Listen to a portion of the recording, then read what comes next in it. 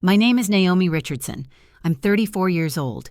And the day my husband Darius took everything after our divorce, our house, our savings, even the car I drove our daughter to school in, I stood there and watched him load it all onto a moving truck with his mistress smiling beside him.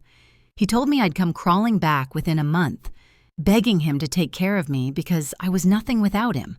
He actually laughed in my face and said those exact words. "You're nothing without me, Naomi. Nothing." But what Darius didn't know was that I had spent the last 2 years planning the most perfect revenge. And when he came back 6 months later, demanding even more, expecting me to beg for scraps like some pathetic fool, I smiled, because I was about to destroy everything he built. Everything. Before I tell you how I made my ex-husband kneel and beg me for mercy, hit that like button, subscribe to Revenge Sparkle, and comment below where you're watching from. Trust me, you're going to want to see how this ends. So let me take you back to 6 months after the divorce. 6 months after Darius had stripped me of everything I thought was mine. I'm living in a 1-bedroom apartment that I can barely afford, eating ramen noodles 3 times a day, and rebuilding my entire life from scratch. And on this particular Tuesday morning, I get a call from a number I don't recognize. I answer, and it's Darius's lawyer, that smug, overpriced shark who helped him steal everything from me in court. He tells me that Darius needs to meet with me urgently to discuss financial discrepancies related to our divorce settlement. I ask what discrepancies, and he gets all vague and threatening, saying it would be in my best interest to cooperate. I knew exactly what this was. Darius had found out I was making money again. Somehow, he discovered that I wasn't the broken, helpless woman he'd left behind. And now, he wanted more. He always wanted more. I told the lawyer I'd meet with them at 10 a.m. the next day, and I gave him the address of my office. Yes, my office. Because while Darius thought I was somewhere drowning in poverty and regret, I had been building something he couldn't even imagine. The next morning, I got to my office early. I'm talking 7 a.m. I made sure everything was perfect. My desk was organized, my suit was pressed, my hair was laid, my makeup was flawless. I wanted to look like success when he walked through that door. I wanted him to see exactly what he'd underestimated. At exactly 10 a.m., Darius walked into my office. And he wasn't alone. He brought Vanessa. You know, his mistress, the woman he cheated on me with, the woman he left me for. She walked in wearing one of those tight designer dresses, her weave flowing down her back, looking at me like I was dirt on the bottom of her Louboutins. Behind them was his lawyer, carrying a briefcase full of papers that I knew were meant to intimidate me. And behind him were 2 men in cheap suits who I assumed were there to enforce whatever threats Darius was planning to make. Darius looked around my office with this expression of confusion and anger.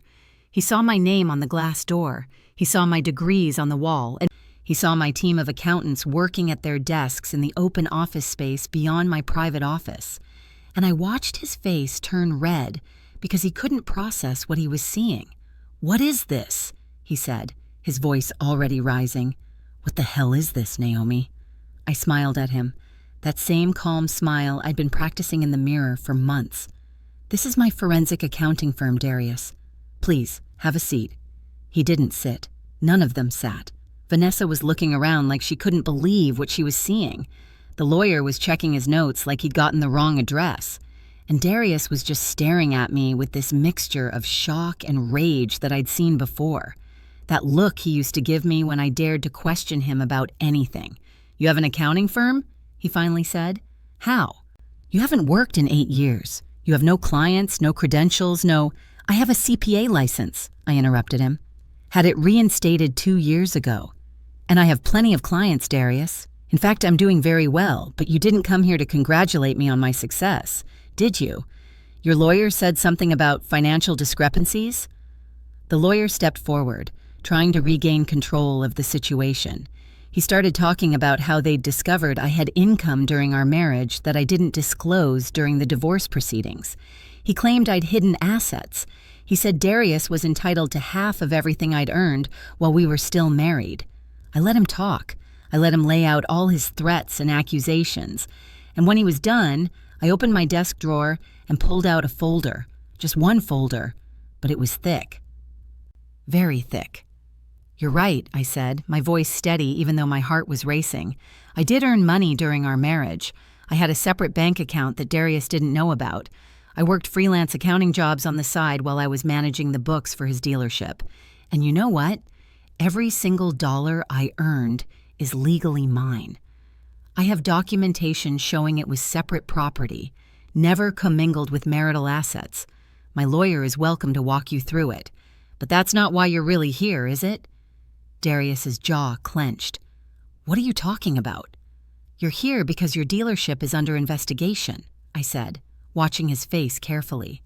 "Federal investigation, actually. And you think somehow I'm involved. You think I said something to someone. And you're here to threaten me into silence." The room went completely still. Vanessa's eyes went wide. The lawyer looked like he wanted to leave. And Darius? Darius took a step toward my desk, his hands balling into fists. "What did you do?" he said, his voice low and dangerous. "Naomi, what the hell did you do?" I stood up slowly, placing both hands on my desk. "Check your email, Darius. You should have received something about 5 minutes ago." He pulled out his phone with shaking hands. I watched his face as he opened his email. I watched the color drain from his cheeks as he read the subject line. I watched his knees actually buckle as he scrolled through the message. "No," he whispered. No, this can't be." "Federal indictment," I said calmly. 15 counts of fraud, tax evasion, money laundering, odometer fraud, fraudulent loan applications, insurance fraud. Should I go on? Because there's more. So much more." Vanessa grabbed his arm. "Darius, what is she talking about? What indictment?" But he couldn't speak. He just stood there staring at his phone like it was a death sentence. Because it was. It absolutely was. And that's when I started laughing. Not a nice laugh, not a polite laugh. A laugh that came from somewhere deep and dark inside me. A laugh that had been building for 8 years of being told I was nothing. 8 years of being controlled and diminished and erased. "You want to know what I did, Darius?" I said, my voice rising. "I'll tell you exactly what I did. I spent 2 years documenting every single illegal thing you did at that dealership. Every fake sale. Every laundered dollar. Every car you sold with a rolled-back odometer.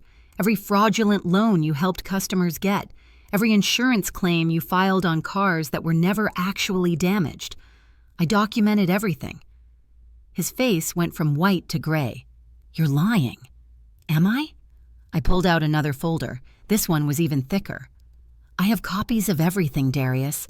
Bank records with your signature on them, emails between you and Vanessa planning the whole operation, audio recordings of you discussing how to hide cash sales from the IRS, text messages about falsifying inspection reports.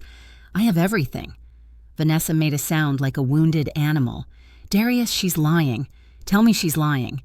But he couldn't tell her that because we both knew I wasn't lying. He knew that when I was sitting in that office managing his books, I saw everything. Every dirty transaction, every illegal scheme, every crime he committed while he thought his wife was too stupid to understand what she was looking at. "When?" he choked out. "When did you—" 2 years before you filed for divorce," I said. I started noticing discrepancies in the accounts, money that didn't add up, sales that seemed fake. So I started digging. And oh, Darius, what I found. You were running a criminal enterprise out of that dealership. You and Vanessa, both.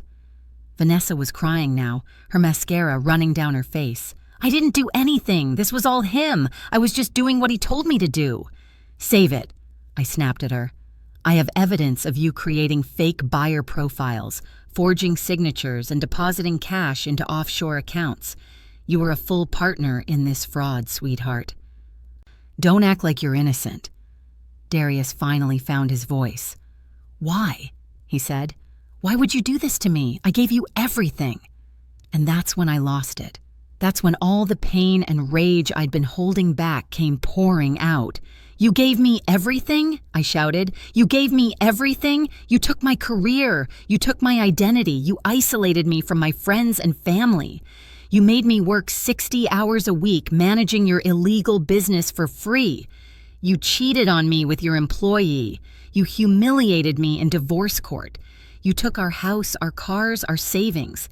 You left me with $5,000 and told me I was nothing. You told me I'd come begging. You said I was useless and worthless and would never survive without you. I was breathing hard, tears of fury streaming down my face. You didn't give me anything, Darius. You stole everything from me. My time, my youth, my confidence, my sense of self. You stole 8 years of my life and convinced me I should be grateful for it. So don't you dare stand there and act like you were some kind of benefactor. You were a thief and a liar and a fraud. And now everyone's going to know it. The lawyer tried to intervene. Miss Richardson, I strongly advise you to reconsider whatever you've done. If you've provided false information to federal authorities, you could be charged with false information? I laughed again, wiping my eyes. Everything I provided to the FBI, the IRS, and the State Motor Vehicle Department is documented, verified, and irrefutable. I spent 2 years building an airtight case. I have financial statements, transaction records, customer complaints, inspection reports, registration documents, everything. The forensic trail is crystal clear. I opened the folder and started pulling out documents, slapping them on my desk one by one. Here's the account you used to launder money through fake car purchases. Here's the spreadsheet showing systematic odometer fraud on over 200 vehicles. Here's the email where you told Vanessa to forge a customer's signature on a loan application. Here's the recording of you bragging about cheating the IRS out of $500,000. Should I continue? Darius fell to his knees. Actually fell to his knees right there in my office. Naomi, please, you don't understand. If I go to prison, I'll lose everything. My business, my reputation, my life. Please don't do this. Don't do this? I stared down at him. I already did it, Darius. I gave everything to the authorities 6 months ago, right after the divorce was finalized.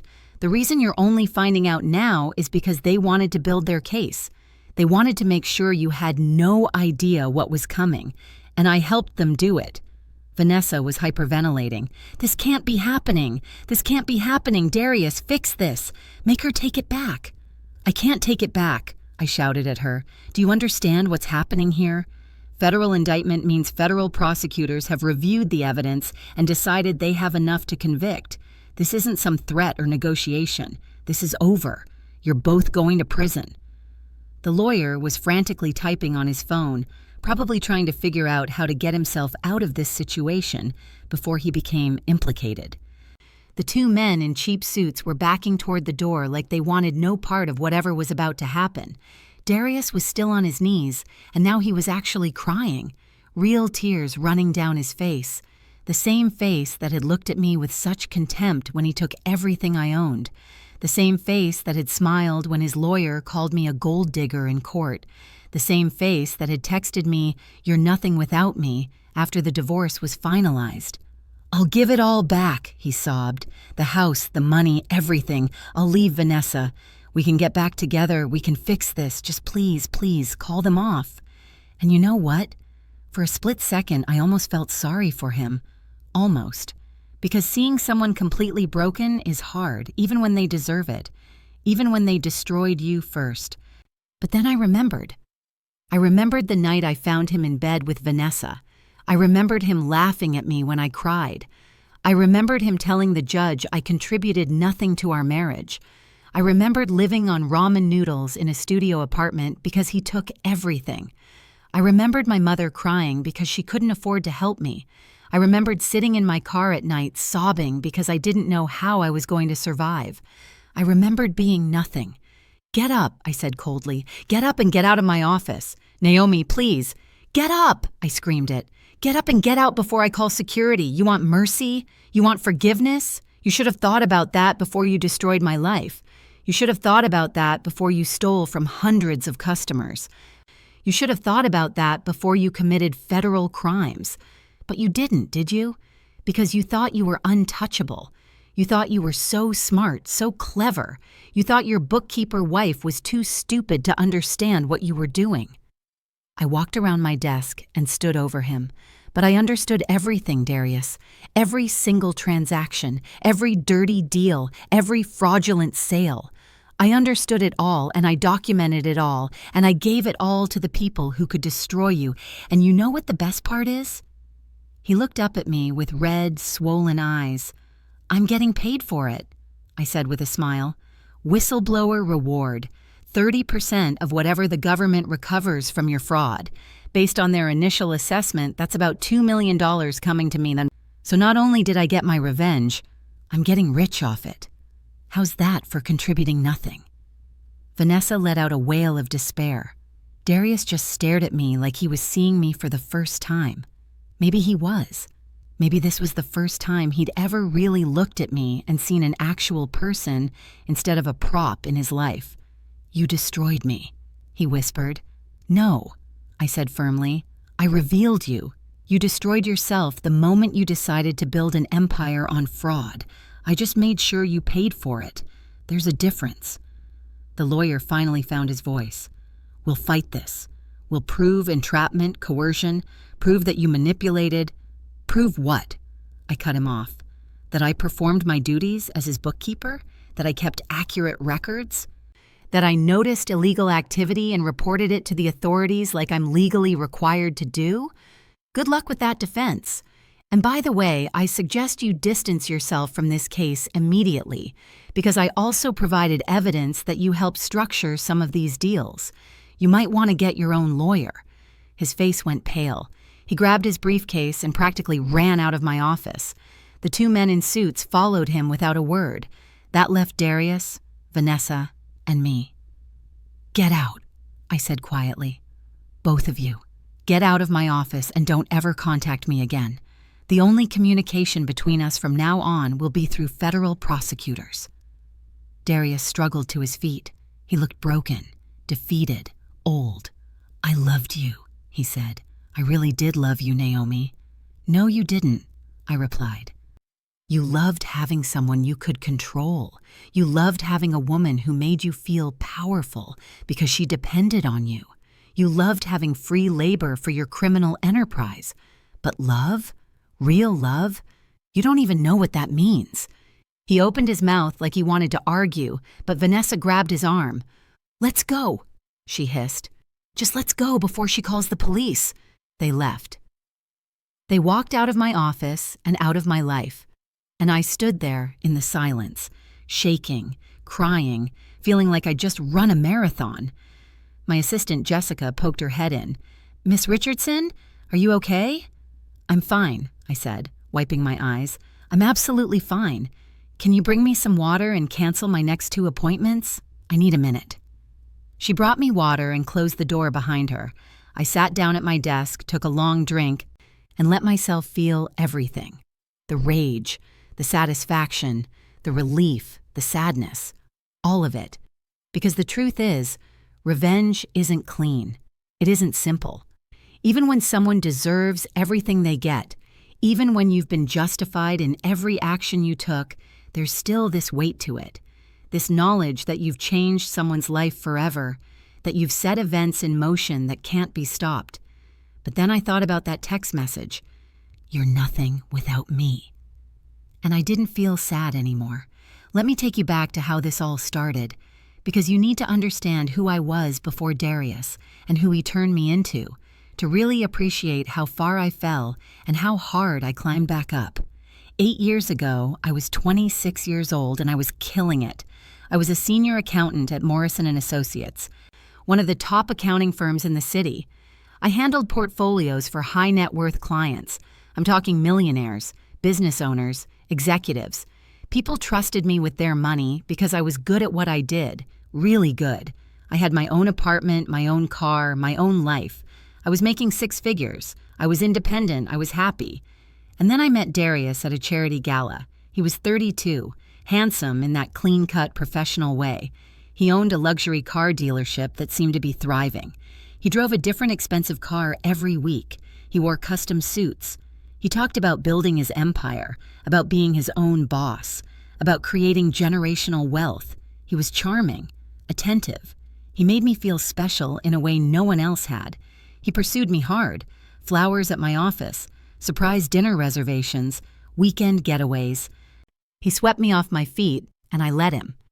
We dated for 8 months, and then he proposed with this massive 3-carat diamond ring. He rented out an entire restaurant, had a violinist playing our song, got down on one knee, and told me I was the woman he'd been waiting for his whole life.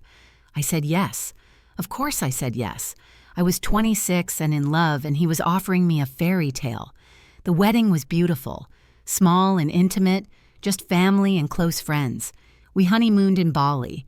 And when we got back, that's when things started to change.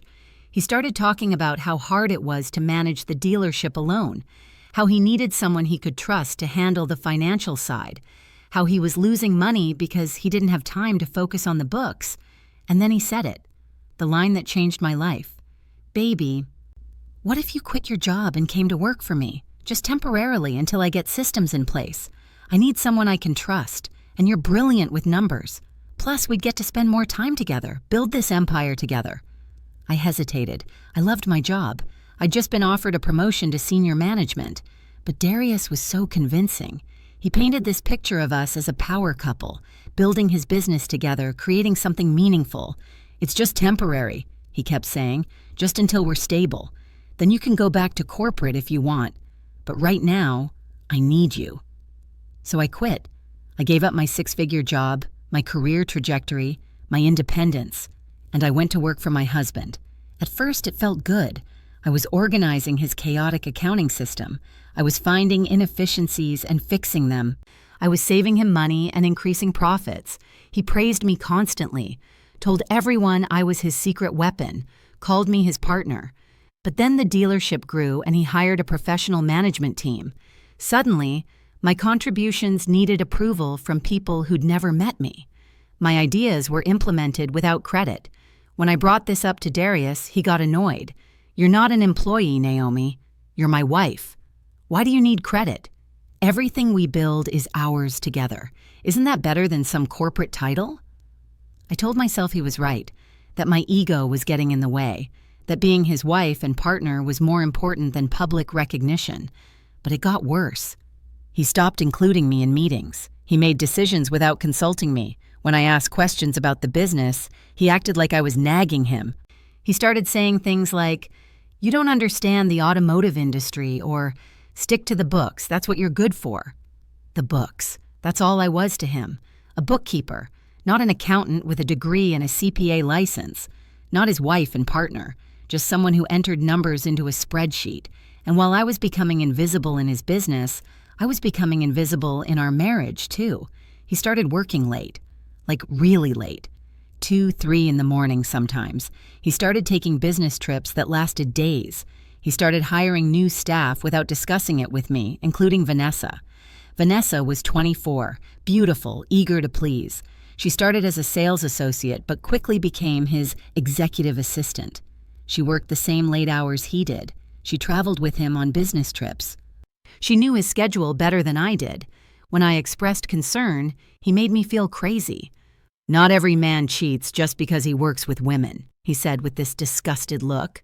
"Maybe you should get a hobby instead of sitting around being paranoid. You have too much free time, that's the problem." So I got hobbies. I took cooking classes, joined a book club, volunteered at a women's shelter. But none of it filled the emptiness. None of it made me feel like I mattered.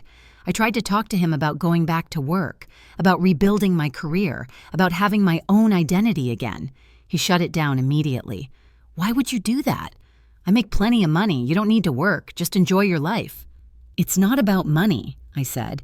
"It's about me having my own purpose, my own career." "Your purpose is being my wife," he said. Like it was obvious. "What's wrong with that? Most women would love to be in your position."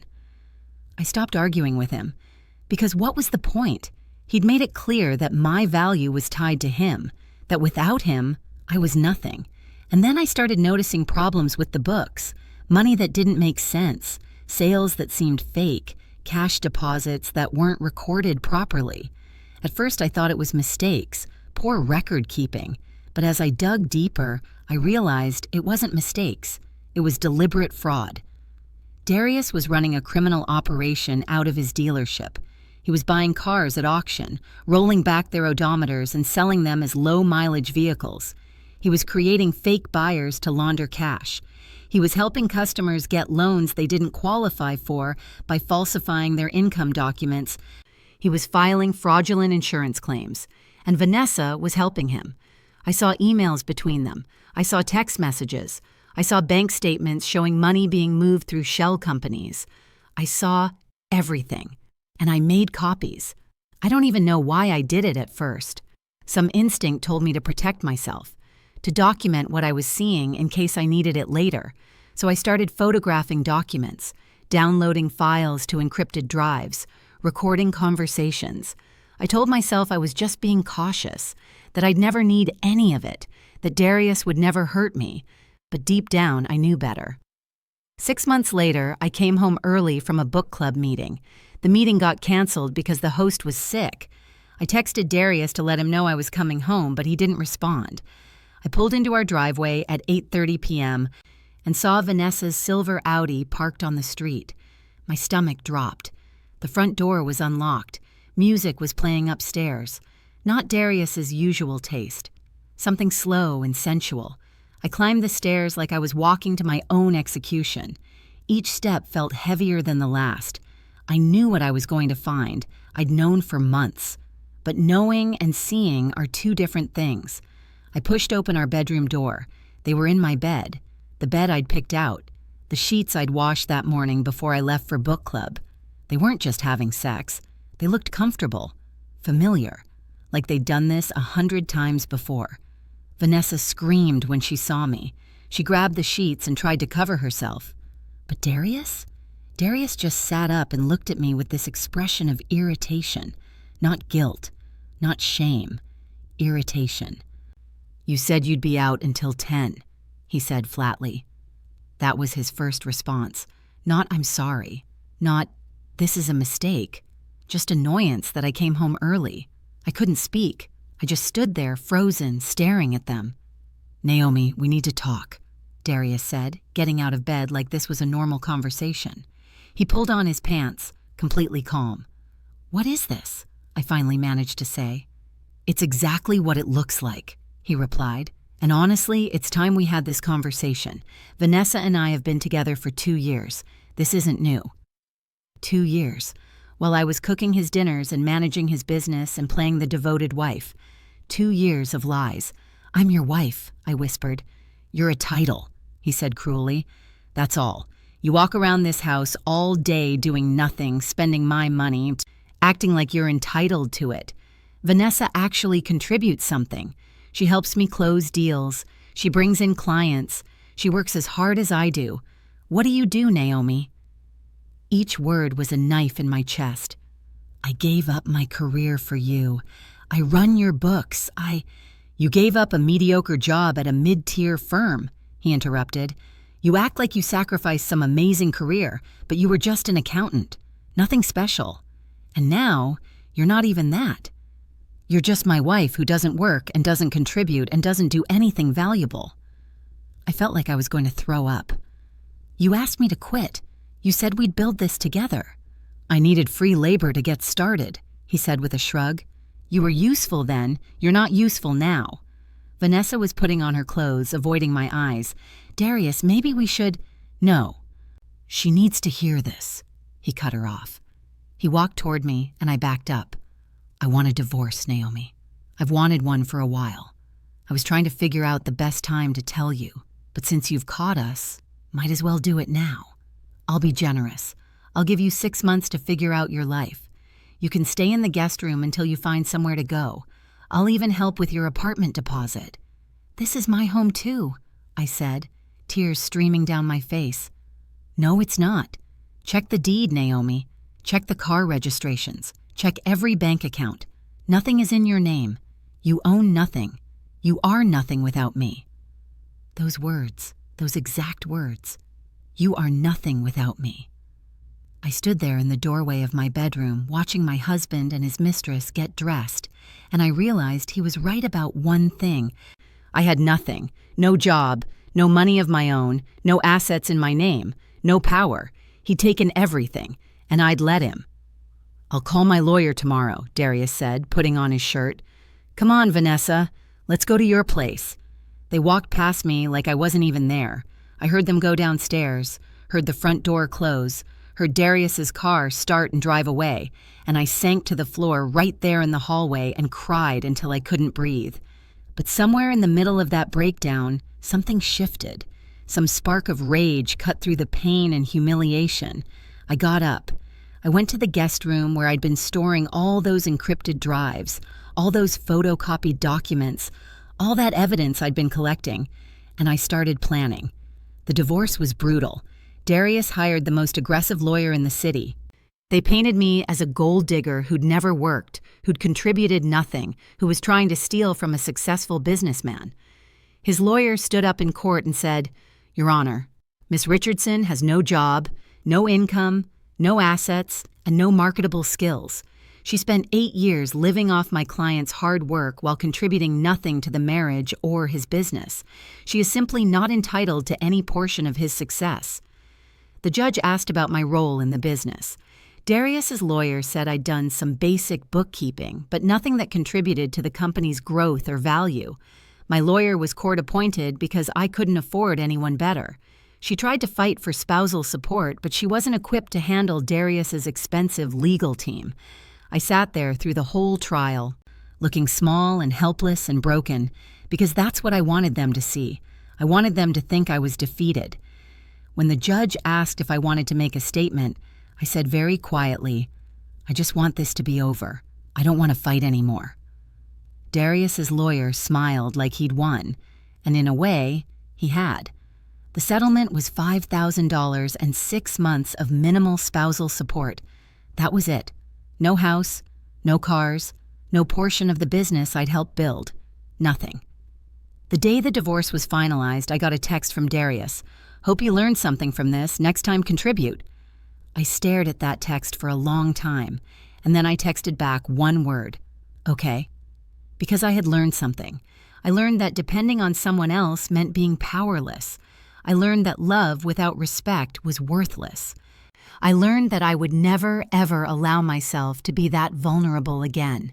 And I learned that the best revenge takes time. Remember those encrypted drives? Remember all that evidence I'd been collecting? While Darius was celebrating his divorce victory, while he was moving Vanessa into the house that used to be mine, while he was posting pictures on social media of his new life, I was putting together the most comprehensive financial fraud case you've ever seen. I took all my documentation to my old college roommate, Jordan. She worked as a forensic accountant for the FBI. We'd stayed in touch over the years, met for lunch occasionally. She knew about my divorce. She knew Darius had destroyed me. "Jordan," I said when we met for coffee, "I need to show you something. And I need you to tell me if what I think I'm seeing is real." I showed her everything. The fake sales, the odometer fraud, the money laundering, the fraudulent loan applications, the insurance scams, 8 years of documented crimes. She went pale as she looked through the evidence. "Naomi, this is massive.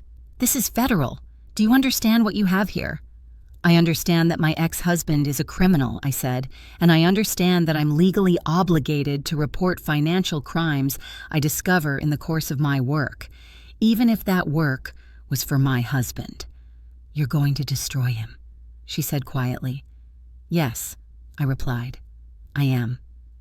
Jordan helped me organize everything properly. She connected me with the right people at the FBI, the IRS, and the State Motor Vehicle Department. She helped me prepare my statements. She made sure my evidence was properly documented and chain of custody was maintained. And then she told me about the whistleblower reward. If the government recovers money based on your information, you're entitled to between 15 and 30% of the recovered amount, she explained. Based on what I'm seeing here, we're talking millions in fraud. You could be looking at a significant reward, Naomi. I hadn't even thought about that. I'd been so focused on making sure Darius paid for what he did that I didn't consider I might actually profit from it. "How long will the investigation take?" I asked. "Months, maybe a year. They'll need to verify everything, interview witnesses, build their case. But with evidence, This detailed? They'll prosecute. I'm certain of it. And that's exactly what happened. While Darius thought he'd gotten away with everything, federal agents were building a case against him. While he was enjoying his new life with Vanessa, investigators were interviewing his customers, his employees, his business partners. While he was posting on Instagram about his latest luxury purchase, auditors were tracing his money through offshore accounts. I spent that year rebuilding my life in other ways too. I got my CPA license reinstated. I took courses in forensic accounting. I started taking on small accounting clients. I rented a tiny office space. I built a website. And slowly, carefully, I built my own firm. Richardson Forensic Accounting, specialized in fraud investigation, particularly in the automotive industry. Ironic, right? 6 months after I'd given all my evidence to the authorities, I got the calls, and they were ready to move forward with the indictment. They had enough evidence to charge Darius with 15 counts of fraud. They estimated he'd defrauded customers, lenders, and the government of over $6 million. "When will you arrest him?" I asked the prosecutor. "Soon," she said. "We're coordinating with multiple agencies, but I wanted to give you a heads up. This is going to be public. Your name will be in the court documents as a cooperating witness. He's going to know it was you." "Good," I said.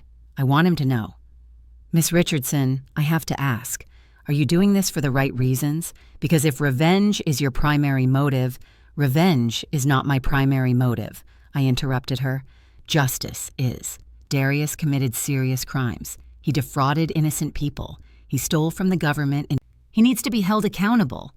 The fact that he also happened to destroy my life and tell me I was nothing, that's just what motivated me to make sure he didn't get away with it." She was quiet for a moment. "Fair enough. We'll be in touch about next steps." That was 3 weeks before Darius showed up at my office. So now you understand. Now you know why I was so calm when he walked in with his lawyer and his mistress and his threats. Because I knew what was coming. I knew the indictment was about to drop. I knew his entire world was about to collapse. And I got to watch it happen.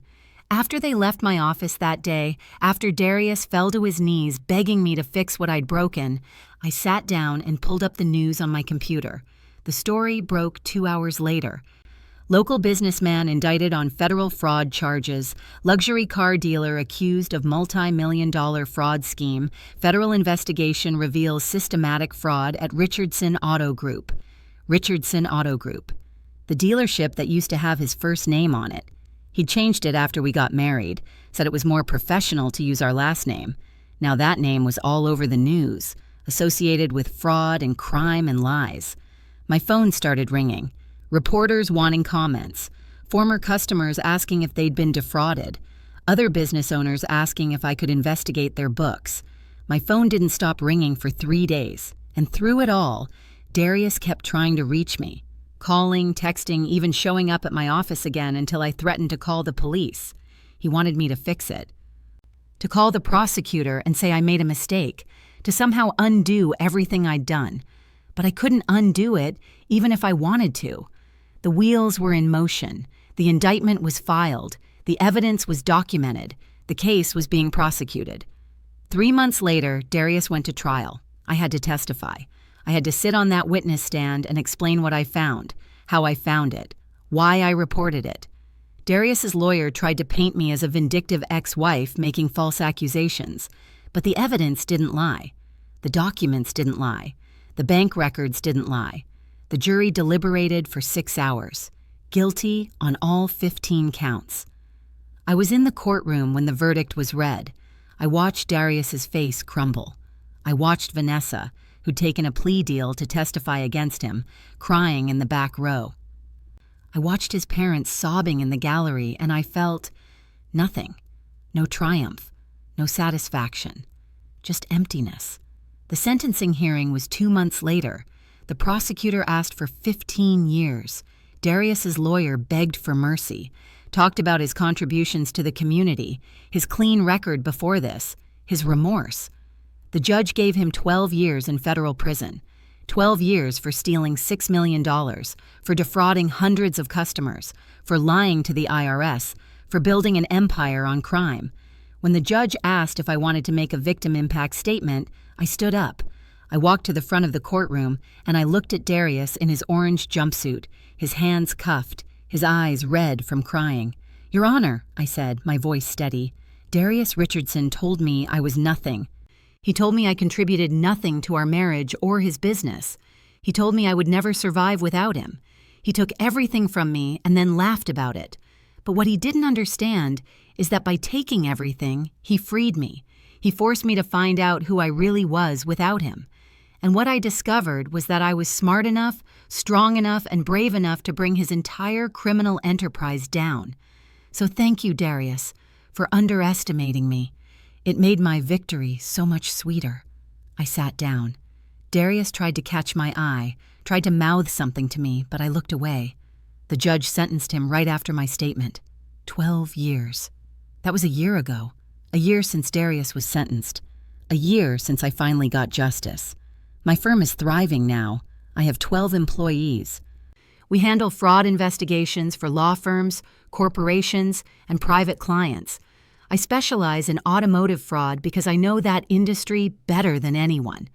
I know all the tricks, all the schemes, all the ways dealers hide their crimes. I bought a house. In my name. All mine. 3 bedrooms, a home office, a yard with a garden. It's not as big as the house Darius and I shared, but it's mine. Every inch of it belongs to me. I drive a BMW 5 Series, black with cream leather interior, bought and paid for with my own money. Sometimes I drive past the lot where Darius's dealership used to be. It's empty now, seized by the government and auctioned off to pay his restitution. And yes, I got my whistleblower reward, $2.1 million. After taxes, I netted about $1.4 million. I invested most of it. Bought some nice things for myself and my mom. Donated to organizations that help women rebuild after divorce. I met someone new. His name is Isaiah. He's a criminal defense attorney. Ironic, right? We met at a legal conference. He knew my story. Everyone in legal circles knows my story, and he looked at me with respect, not pity. We've been dating for 6 months. He treats me like an equal. He values my opinion. He encourages my success instead of feeling threatened by it. It's different. It's healthy. It's what I should have had all along. But the best part? The absolute best part of all of this? Last month, I got a letter from federal prison, from Darius. He wrote 5 pages begging me to help with his appeal, asking me to testify that maybe I misunderstood what I saw, saying he's sorry for everything, saying he realizes now how badly he treated me, saying he loves me and always loved me and please, please help him. I read the letter once, then I read it again just to let it sink in, and then I tore it up and threw it away, because that's what you do with trash. People ask me all the time if I think I went too far, if I feel guilty for sending the father of my... Oh wait, we didn't have kids, thank God. If I feel guilty for destroying his life the way he destroyed mine. And you know what? No, I don't feel guilty at all. Darius didn't go to prison because I was vengeful. He went to prison because he committed crimes, real crimes that hurt real people. He defrauded hundreds of customers. He stole from the government. He ran a criminal enterprise while pretending to be a legitimate businessman. I didn't make him do any of that. I just made sure he got caught. Could I have let it go? Could I have just moved on with my life and let him get away with it? Sure. But then what? He would have kept stealing, kept defrauding people, kept building his empire on lies while innocent customers got scammed. Someone had to stop him. It just happened to be me. And yes, the timing was perfect. Yes, I waited until after the divorce to turn him in. Yes, I played weak and helpless so he wouldn't see it coming. But that's not revenge. That's strategy. The revenge part was making sure he knew it was me, making sure he understood that his nothing wife was the one who brought down his empire, making sure he spent 12 years in prison knowing that the woman he underestimated had outsmarted him completely. That's revenge. And it felt amazing. I'm standing in my office right now, looking out over the city. My name is on the door. My degrees are on the wall. My team is working on cases that matter. I'm making more money than I ever made before I met Darius. I'm respected in my field. I'm happy. and Darius is in a cell counting down 4,380 days until he's eligible for parole. He wanted me to beg. Instead, I made him kneel. He said I was nothing. Instead, I became everything. He took my past. So I took his future. And that's how you turn pain into power. That's how you turn betrayal into justice. That's how you take revenge on someone who destroyed you. You don't just survive them. You systematically dismantle everything they built while they watch helplessly from behind bars. You become so successful, so powerful, so undeniable that your very existence is proof they were wrong about you. You take everything they said about you, weak, helpless, nothing, and you weaponize it against them.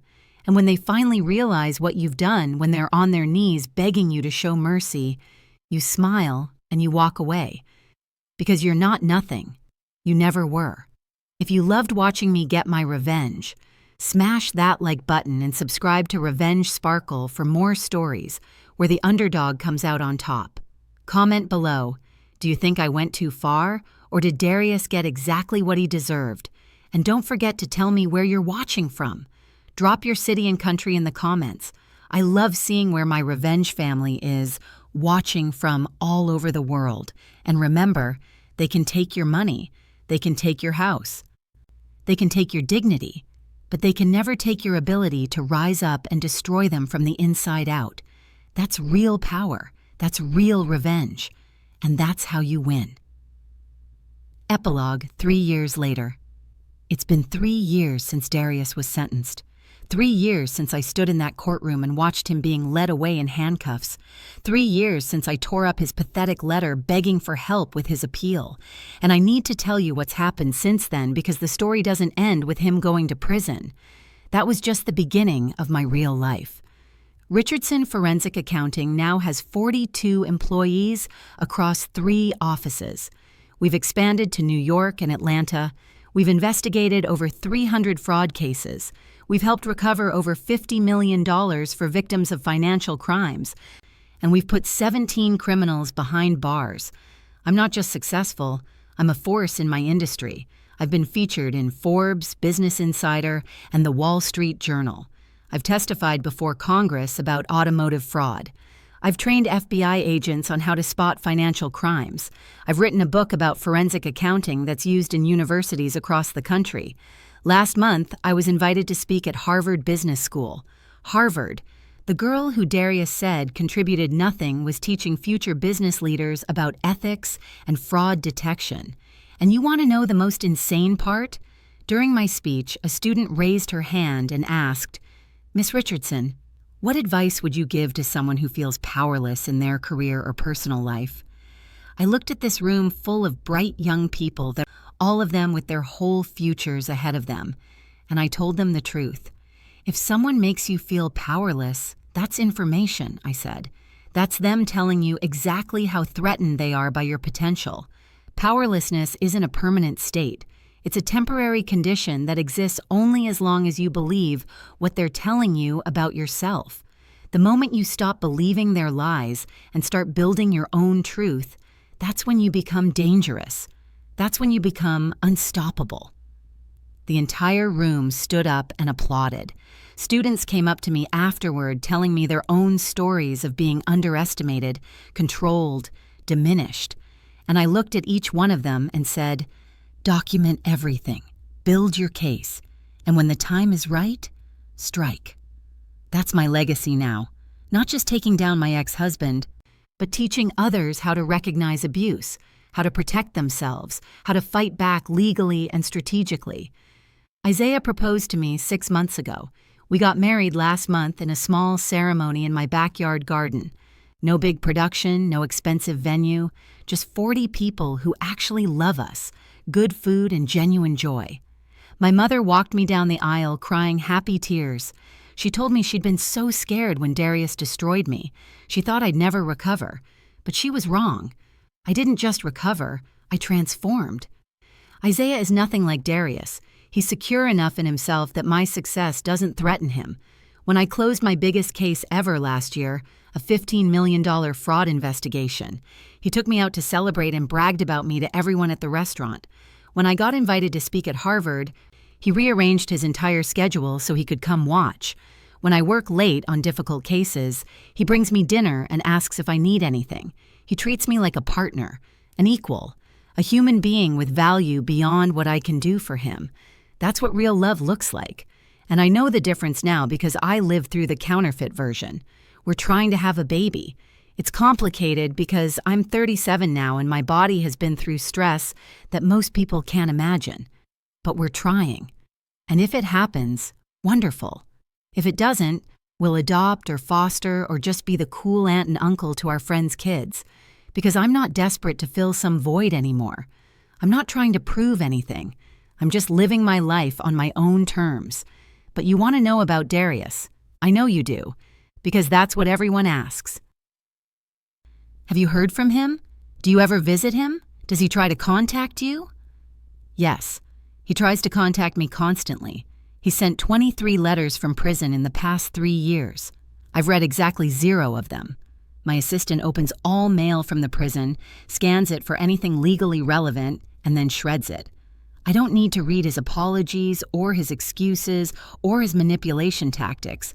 His mother tried to contact me last year. She showed up at my office asking me to help get his sentence reduced. She cried and told me about how prison was destroying him, how he'd lost weight, how he was depressed, how he talks about me constantly and regrets everything. I looked at this woman who raised a man who thought it was acceptable to control and abuse his wife, who committed crimes against innocent people, and I felt nothing. Mrs. Richardson, I said calmly, your son didn't go to prison because I was cruel. He went to prison because he committed federal crimes. If prison is hard for him, good. It should be. He stole from hundreds of people. He destroyed lives. He deserves every single day of that sentence. She called me heartless, said I was vindictive, said a good Christian woman would forgive. I'm not Christian, I replied, and I'm not interested in your opinions about my character. Please leave my office before I call security. She left in tears. I got back to work. Because here's what people don't understand about revenge. They think it's about holding grudges or being bitter or refusing to move on. But that's not what this is. This is about justice. This is about consequences. This is about making sure that people who hurt others don't get to just walk away and do it again. Darius hurt me. Badly. But he also hurt those customers he defrauded. He hurt his employees who lost their jobs when his company was seized. He hurt his family who now have to live with the shame of what he did. If I had stayed quiet, he would still be out there hurting people. So no, I don't feel bad about turning him in. I feel proud. Last month, I got an email that made my whole year. It was from a woman named Patricia. She'd bought a car from Darius's dealership 5 years ago.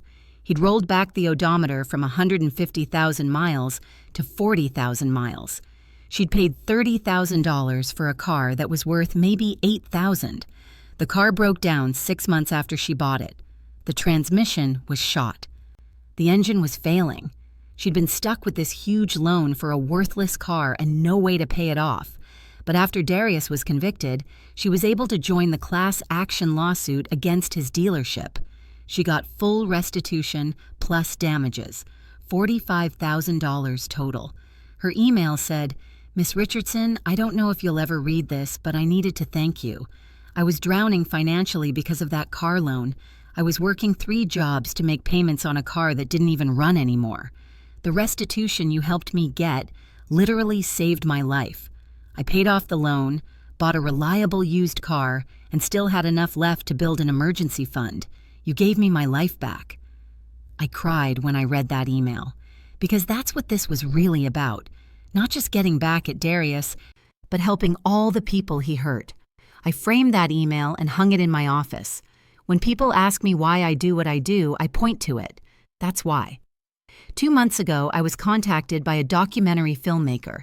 She's making a film about financial fraud and wanted to interview me about the Darius case. I agreed.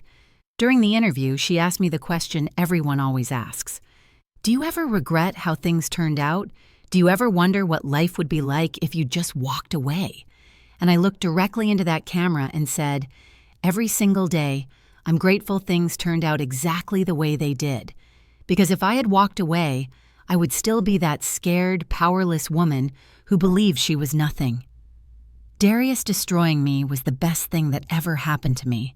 It forced me to find out who I really was, and I'm so much better than the person I was with him. The documentary comes out next month.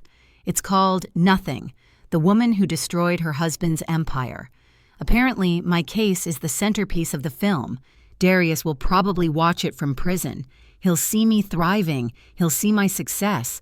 He'll see Isaiah and our beautiful life. He'll see everything he could have had if he just treated me like a human being. And you know what?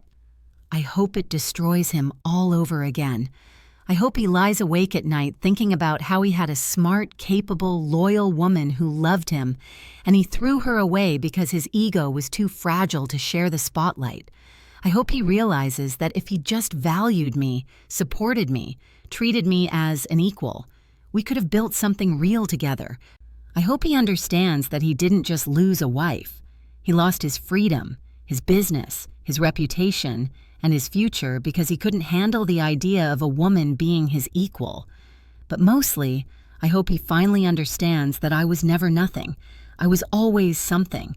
I was always powerful. I was always capable of bringing down his entire empire. He just couldn't see it until it was too late. 3 years later, I'm living my best life.